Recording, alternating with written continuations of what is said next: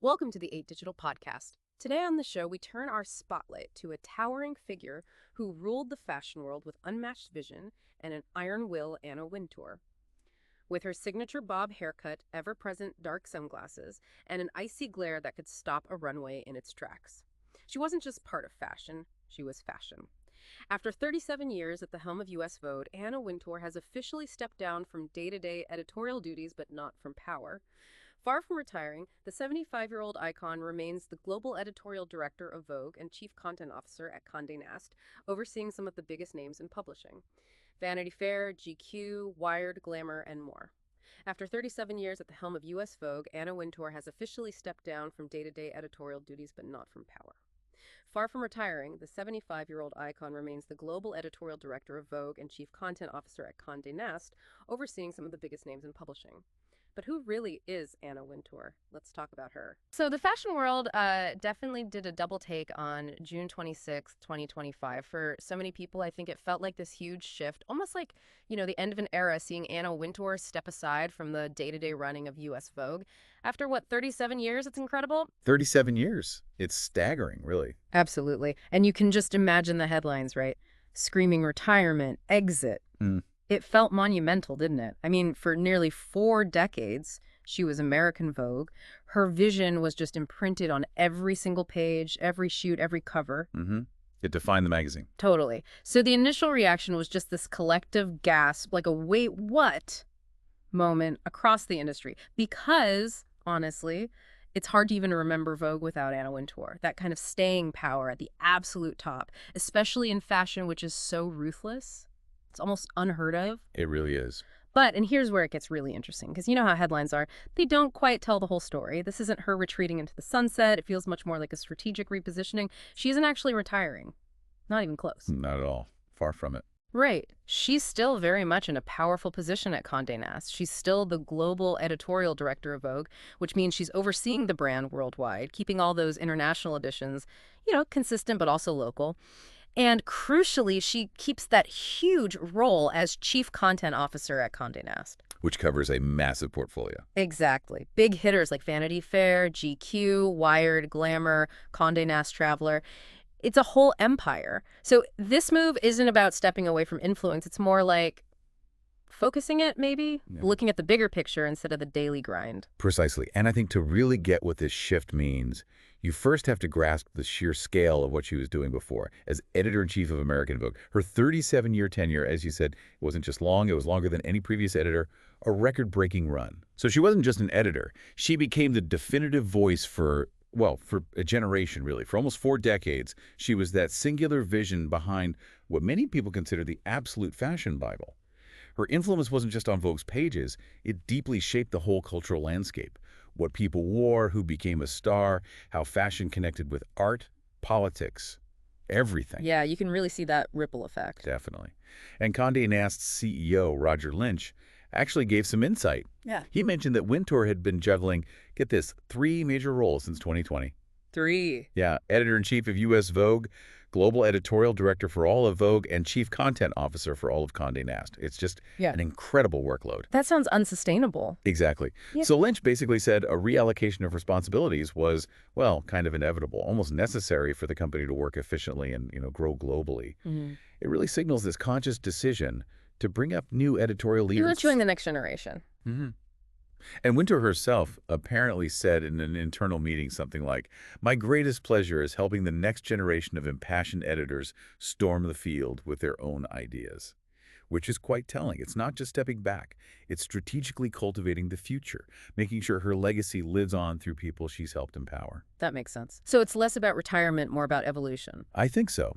So the big question for the industry becomes, is this a genuine change in how power works there, opening doors? Or is it more like a smart consolidation, letting her focus on the really big strategic stuff that, frankly, maybe only she can handle without getting bogged down in the day-to-day? It really highlights her adaptability, doesn't it?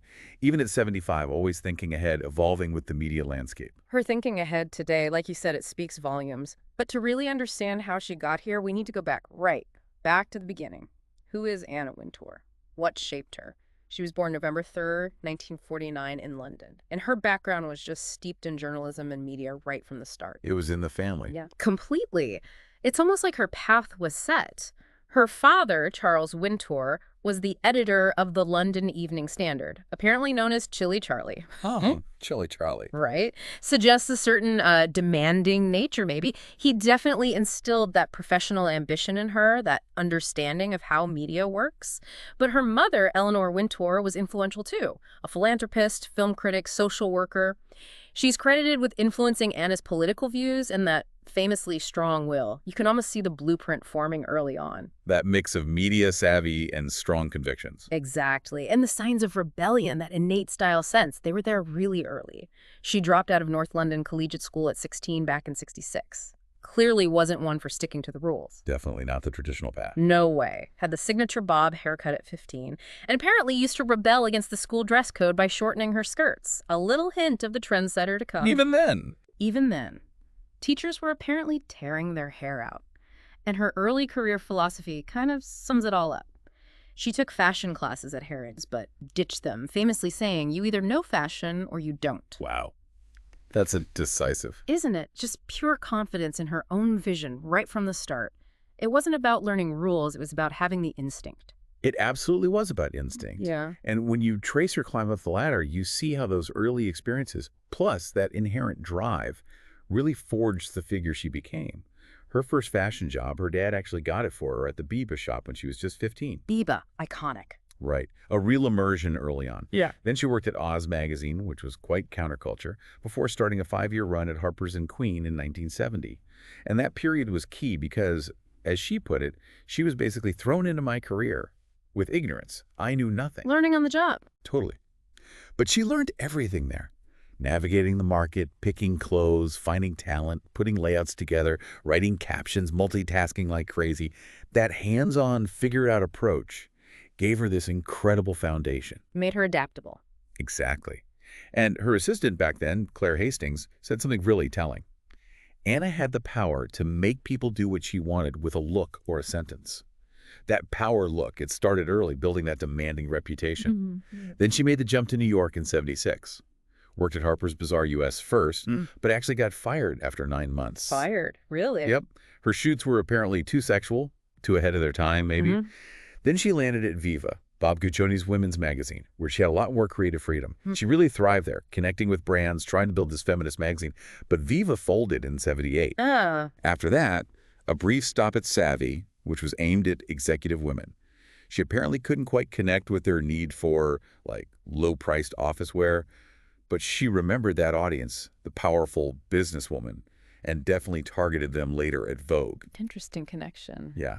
And then in New York Magazine in '81, that's where she really started pushing the celebrity cover thing. She saw the potential profit there. Grace Coddington, her longtime collaborator, said, Anna saw the celebrity thing coming before everyone else did. She knew famous faces sold magazines. She always seemed one step ahead. Always. Then she goes back to London in '86, takes over British Vogue, and really earns that nickname, the Condé Nast Hitman. Uh-oh. Oh, yeah. She famously cleaned out the staff, just got rid of a whole load of people, and totally changed the magazine's look. From this sort of romantic, floaty vibe, she called it women with horses and twigs in their hair, to something much more modern, like women in suits chasing taxis. Very sharp, impatient, decisive. That's when nicknames like Nuclear Wintour and Wintour of Our Discontent started flying around. Ouch. But she seemed to embrace it. She said, I love coming in and changing magazines. And then the Inchchi House and Garden makeover in '87, another big one. She reportedly rejected almost $2 million worth of content that was already paid for because it didn't fit her new vision. $2 million. Yep. Shows her decisiveness, right? And willingness to take huge risks, even if it ticked off subscribers. It was all about her vision, full stop. That really cemented her reputation for being uncompromising. Uncompromising is definitely the word. And that reputation, well, it exploded into pop culture with The Devil Wears Prada, didn't it? That book and then the movie really locked in that public image of the Ice Queen. Oh, absolutely. It became her defining narrative for so many people. The backstory is interesting, too. Lauren Weisberger, who wrote it, had been one of Wintour's assistants, hired back in '99. She published the book in 2003. And even though Weisberger always insisted, nothing was based on Anna, the parallels were just impossible to ignore. Right. Miranda Priestley, the terrifying editor, Yeah. everyone made the connection immediately.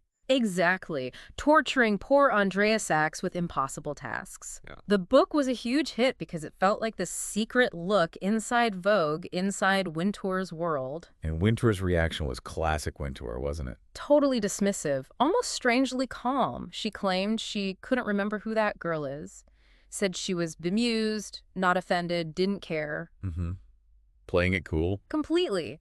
A friend apparently said, I don't think Anna is as interested in the cultural phenomenon that she is as the rest of us are. She even said, I'm so bored by me, and apparently has no plans for a memoir because, quote, she doesn't want to stop working to reflect. Always looking forward. Always. It's like she tried to downplay it, but the phenomenon just took off anyway. It turned her from this, powerful but maybe slightly niche fashion figure into a global household name. And then the movie just amplified that exponentially. Oh, the movie. Meryl Streep as Miranda Priestley in 2006. That performance was just iconic. So terrifyingly brilliant. That made Wintour famous on a whole new level. Suddenly she's just Anna, like Cher or Madonna. First name basis with the world. Right. She was even on Barbara Walters' most fascinating people list that year. And the best part, the absolute peak Wintour moment, was her showing up to the movie premiere. Dressed in Prada. Dressed head to toe in Prada. It was just this perfect silent acknowledgement. Brilliant. And apparently, her daughter Bea turned to her during the movie and said, Mom, they really got you. Huh. That's amazing. If your own daughter says it. Exactly. It just shows how much the film hit the mark, culturally speaking. It absolutely did solidify that image. What's interesting, though, is the director, David Frankel, he actually said he wanted it to be a love letter to working women, not really a takedown of Wintour. Oh, really? Yeah, and Meryl Streep even said she based Miranda more on, male directors she'd worked with, pointing out that both Clint Eastwood and Anna Wintour rarely raised their voices. But the film's production itself tells a story about Wintour's influence. How so? Well, there was genuine fear in the industry. Designers were reportedly scared to lend clothes to the costume designer, Patricia Field, because they didn't want to upset Wintour. Wow. Seriously. Yeah. And they weren't allowed to film at the Met Museum or Bryant Park, where Fashion Week used to be, because, as Frankel put it, people were afraid of pissing off Anna. Even MoMA was off limits because of board members connected to her. That's incredible reach. Isn't it? They ended up having to film the big ball scene at the American Museum of Natural History, supposedly the one place she had no influence. It shows the kind of power she wielded, even indirectly. It really does. And then there are the sunglasses. Always the sunglasses. Her signature look. The shield, she actually explained them once to the BBC, said something like, they help me see and they help me not see. They help me be seen and not be seen. They are a prop, I would say. Huh. Enigmatic, as always. Totally. Very strategic. And while that Ice Queen reputation is so strong, people who worked closely with her sometimes paint a slightly different picture. Laurie Schechter, who worked with her way back, called her a prickly pear. Tough outside, but soft and sweet on the inside. A prickly pear. I like that. Right. Schechter even mentioned Wintour throwing her a private dinner when she eloped, showing this kind of maternal side you don't often hear about. And the documentary The September Issue from 2009, which people called The Real Devil Wears Prada. Oh, yeah, I remember that. It definitely showed her exacting work style, but it also revealed a bit more warmth, maybe. A regal confidence, unfazed by all the talk. It suggests the public persona is maybe, partly armor. Armor, yeah, that makes sense. A powerful tool. But there's clearly a real force behind it. And that force has shaped so much more than just Vogue's pages. Her impact on the whole fashion landscape is just huge, starting with how she transformed Vogue itself. Absolutely foundational. When she took over US Vogue in '88, you mentioned it was struggling a bit. Elle was the hot new thing, subscribers were flat. Vogue felt maybe a little dusty. A bit staid, yeah. She completely turned it around, restored its dominance, made it the trend-setting powerhouse again. Producing these enormous issues, remember the September 2004 one? Yeah. 832 pages. But weighing like 5 pounds. It was legendary. Wasn't it? Just a massive statement. But it wasn't just size, it was the vision. Those groundbreaking covers changed everything. Our very first one, November '88, featuring a model who was relatively unknown then in jeans. A $50 pair of faded jeans mixed with a $10,000 LaCroix top. Totally revolutionary, First time jeans were ever on a Vogue cover. The printer apparently called to double check if it was a mistake. That's how radical it felt. High-low before it was really a thing. Exactly. She kind of broke the supermodel stranglehold on covers, brought in celebrities, mixed high fashion with accessible pieces, made Vogue feel both aspirational and somehow more connected to reality, broadened its whole appeal. Smart move. And her influence went way beyond covers. She had this incredible eye for spotting new talent, just propelling designers from nowhere to superstardom. Think Marc Jacobs, Alexander McQueen. Stella McCartney. The list goes on. Right. She didn't just spot them, she nurtured them, helped build their careers. She even acted as a connector, brokering deals like getting Tom Brown into Brooks Brothers. She wasn't just reporting on fashion, she was actively building its future. Absolutely. Architect is the right word. And beyond the editorial side, her philanthropic work and her role as this incredible connector have been just as impactful, especially with the Met Gala. Oh, the Met Gala is pure Wintour, isn't it? Totally. She took what was basically a local New York society fundraiser and turned it into this massive global phenomenon since she took over as co-chair in '95. Before, it was kind of sleepy. Now, it's Fashion Super Bowl. Everyone watches, generates billions of media impressions. It's huge. The ultimate red carpet. And the money she's raised is just mind-blowing. By 2016, it was nearly $175 million for the Met's Costume Institute. The 2025 gala alone brought in a record $31 million. Her career total for the Institute is now over $300 million. Wow, $300 million? That's incredible fundraising power. It really is. It secured the future of the Costume Institute, allowed them to do amazing exhibitions, and she has near total control over the themes, the guest list, which maintains its prestige, but also sometimes causes a stir.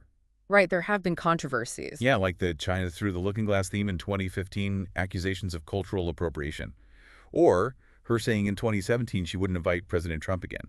She definitely doesn't shy away from taking a stand. No, she doesn't. And beyond the gala, she was key in setting up the CFDA Vogue Fashion Fund in 2003. That was huge for supporting emerging American designers, especially after 9/11 when things were tough. It gave them money, mentorship, a real launch pad. Really investing in the industry's future. Exactly. And remember, Fashion's Night Out back in 2009. That was her idea too, to boost retail after the economic downturn. It went global for a while, didn't last forever in New York, maybe planning issues, but the initial impact was big. Plus collaborations like Born Free Africa, using her platform for humanitarian causes too. It's amazing how wide her influence spreads, way beyond just fashion magazines. We think Vogue, but her current Condé Nast roles show this much broader strategic view. Chief Content Officers is a massive job. Right. Shaping content across Wired, Vanity Fair, GQ, Glamour, that's tech, politics, travel, lifestyle.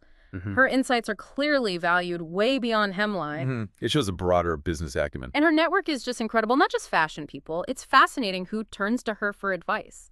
Like Serena Williams considers her a close confidant. Apparently asked Wintour for advice when her tennis game was struggling, right before winning Wimbledon. Get out, really.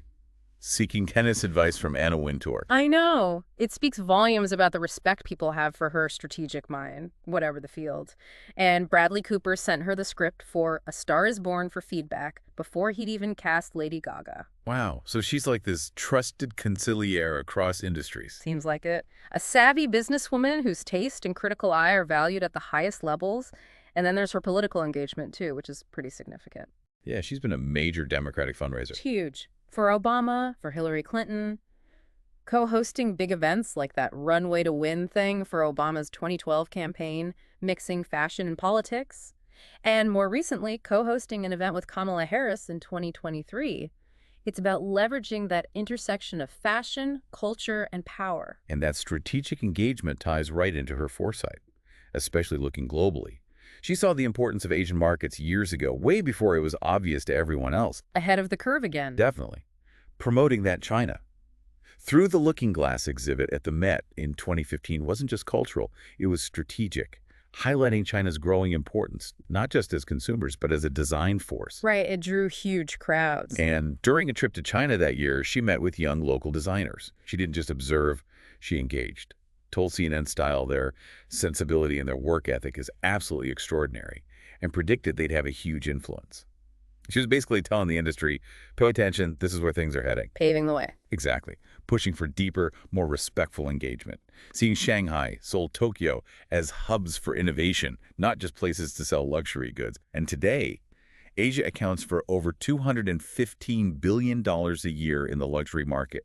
Her foresight was spot on. It's a key part of her ongoing global role. And that global impact, that foresight, it's been recognized at the highest levels, hasn't it? The honors she's received are pretty staggering. Oh yeah, the list is long and impressive. From the British side, she got an OBE in 2008, then Dame Commander DBE in 2017, so she's Dame Anna. Which is already huge. But then, in February 2025, she became a Companion of Honor, which is incredibly exclusive, right? Only 65 living members at a time, for major contributions to arts, science, government. It's a massive recognition. And apparently at the ceremony, she actually took off the sunglasses to receive the award from King Charles, a rare sight, and told him she had no plans to stop working. Classic. Never stops. And the U.S. recognized her, too. Right. Joe Biden gave her the Presidential Medal of Freedom, the top U.S. civilian honor, just before leaving office in January 2025. Shows her influence goes way beyond fashion into American culture and public life. It really does. And the fashion world itself, the tributes are just constant. The Outstanding Achievement Award at the British Fashion Awards in 2014, designers like Christopher Bailey, Sarah Burton lining up to praise her support for talent, Natalie Massenet calling her editor, businesswoman, philanthropist, mother, friend, and icon. It's clear how foundational she is to the industry. And maybe the most unique, lasting honor is having the Met's Costume Institute named after her. The Anna Wintour Costume Center, dedicated in 2014. That's huge. It's more than symbolic. It's a permanent recognition of her incredible fundraising again, over $300 million, and her vision that basically built the Institute into what it is today. It cements her legacy right into the walls of one of the world's greatest museums. That kind of naming is incredibly rare. It shows she's not just an editor, but a fundamental pillar supporting the arts. Her influence is literally institutionalized. Institutionalized. That's a great way to put it. Now, despite all these honors, all this impact, we still come back to that difficult reputation, the Ice Queen. It's pervasive. It's impossible to ignore. She's known for being demanding, aloof, chilly. Those old rumors about insisting staff be rail thin or wearing Chanel micro minis while pregnant, they feed into this image of someone who just operates on a different, incredibly demanding plane. Perfection or nothing. Right. But what does she say about it? She doesn't really deny being demanding, does she? She's pretty direct, saying things like, I'm very driven, I'm certainly very competitive, I like people who represent the best. If that turns you into a perfectionist, then maybe I am. Owns it. No apologies for high standards. Exactly. And that legendary work ethic, the time management, it's almost mythical. Waking up at 4 or 5 a.m., reading papers, emails, playing tennis, in the office by 7. The discipline is incredible. It's the engine behind it all. It has to be. So when we strip away the legend a bit, what can we actually understand about her leadership style? How does the woman behind the Ice Queen operate? That's the million-dollar question, isn't it? Because the persona is one thing, but seeing how she leads offers deeper clues. And it's key, like you said, to separate Anna Wintour, the real person, especially from documentaries like the September issue from Miranda Priestley, the fictional character, even if the lines get blurred. Right. Important distinction. So looking at Wintour, a few things stand out. First, that strong public presence and assertiveness. She is the face of Vogue, always visible, always composed in the spotlight, very assertive in her critiques, direct, clear. But interestingly, she maintains this quite flat affect, not a lot of overt emotion. Some think that's deliberate, maybe learning from her father, who apparently got angry easily. Controlled composure. Exactly. Second, unwavering discipline and meticulousness. You just can't run something like Vogue globally without being incredibly organized, precise. She notices everything, down to the tiniest detail, makes quick, decisive calls. Staff rely on that judgment. That control is key. Third, her vision is informed, but also adaptive. She gets contemporary fashion, its politics, its economics, and she's creative in a practical way, fixing problems on shoots, suggesting themes, always solving problems with the final product in mind. Thinking on her feet. Fourth, and this is crucial, amazing composure under pressure. Even when things go wrong near deadline, she stays calm, almost unnervingly so. No visible anxiety or hostility. That lets her make clear calls when others might panic. The unflappable reputation. Fifth, that uncompromising vision. She disagrees, she pushes back, she challenges everything that doesn't meet her standard. Her job is to disagree for the sake of perfection. Like in the September issue, killing Grace Coddington's stories, cutting photos, wasting money because it didn't fit the final vision. Ruthless maybe, but utterly focused. Product over process sometimes. Which leads to the next point. Her leadership is overwhelmingly task-focused. The magazine's quality is paramount, even if people get bruised by criticism. Relationships seem secondary to the product. She's described as not accessible personally, which is why some people couldn't handle the harsh critiques. High turnover in some roles, maybe? Reportedly, yes. But that doesn't mean all relationships are shallow. Her partnership with Grace Coddington is fascinating, decades long, built on deep mutual trust and respect. Wintour calls Grace a genius. There's real collaboration there, high-level exchange. It's clearly foundational. And she does foster talent, like helping designer Takun get a gig at Gap, so she can build those connections too. So it's complex, not just one thing. Exactly. Now, just briefly, contrast that with Miranda Priestley in the movie. Miranda is mostly shown as transactional. You do this impossible task, you get this perk. She manages by actively finding fault and correcting harshly. Any transformational moments like taking Andrea to Paris often seem self-serving, maintaining your own power, even betraying others like Nigel. There's no real trust, just fear and compliance. More toxic leadership, really. Yeah, the film portrays her as quite toxic. Entitled Low Empathy, Rigid, Arrogant, Self-Serving, creates this awful culture of fear. Ethically, her decisions are shown as benefiting herself or the company, but often hurting individuals. Very directive, always commanding. So while people conflate them, While they conflate them, and there are undeniable similarities in the demanding nature, Wintour's real-world leadership seems more rooted in that intense, meticulous, task-focused drive for perfection, for the institution, for Vogue. It's demanding, yes, but perhaps less about purely personal power or destructive behavior than the fictional Miranda. The goal seems bigger. that's a really helpful breakdown. It clarifies so much about why she's been so successful, even with that demanding reputation. So thinking about her legacy now, what Yeah. does she leave behind? What's the enduring impact as she steps into this slightly different role? Well, she's undeniably a titan of publishing. Her legacy starts there. Absolutely. Her reign at Vogue transformed it from that staid title into this global powerhouse, a magazine that didn't just report on culture but actively shaped it, with the power to make or break careers and brands. That's immense influence. Unprecedented, really, for that length of time. And she steered Vogue through massive changes in media print's heyday to digital social media. It wasn't always smooth sailing, right? Like many print giants, Vogue had its struggles adapting sometimes. True, the digital transition was tricky for everyone. But her leadership kept it incredibly relevant, incredibly powerful through all that disruption, maintaining that prestige. And she embraced new platforms, didn't shy away from digital or social. Kept it moving forward. And beyond the magazine itself, she's seen as this architect of fashion's power structures. Her work with the CFDA, the Fashion Fund, it wasn't just charity. It built this whole infrastructure for recognizing and supporting new talent, reshaping how the industry nurtured its future. That's a structural legacy. So what's the feeling now? What endures as she shifts focus? I think her influence remains absolutely immense. She is still, without question, a force to be reckoned with. She's still guiding Vogue globally. She still runs the Met Gala, essentially. She's still involved in innovative projects. Lori Schechter, her old colleague, said it best. Wintour is a powerhouse and moneymaker who made the industry better, and she should be celebrated. And Schechter added, I don't think she's going anywhere. That seems to be the consensus. It does. And that lingering association with Miranda Priestley, it's fascinating, isn't it? How a persona can just take root culturally and almost become more real than reality. Wintour herself acknowledged it, saying something like, the persona exists because of the job, and when the job changes, it'll be different. But will it? Exactly. Given she still holds these incredibly powerful global roles, will that perception ever really shift? Especially since she remains so visible. Yeah, it's a good question. So you look at this unparalleled career, this ability to shape an entire industry, this commitment to the next generation. It leaves you, the listener, with a final thought, maybe.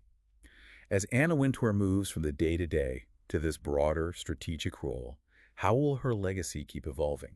What new trends might she set now in media strategy, global fashion, cultural initiatives? She redefined what an editor could be. What does it mean to be a post-editorial icon, still shaping the world, perhaps from an even more powerful vantage point? What might she build next? Don't forget to subscribe to our YouTube channel and follow us on social media. Our handle is 8digitalco, and we'd love to hear from you. Tell us in the comments what you enjoyed about today's episode, what didn't quite land, and what stories you'd like us to dive into next. Until next time, thanks for listening and stay tuned.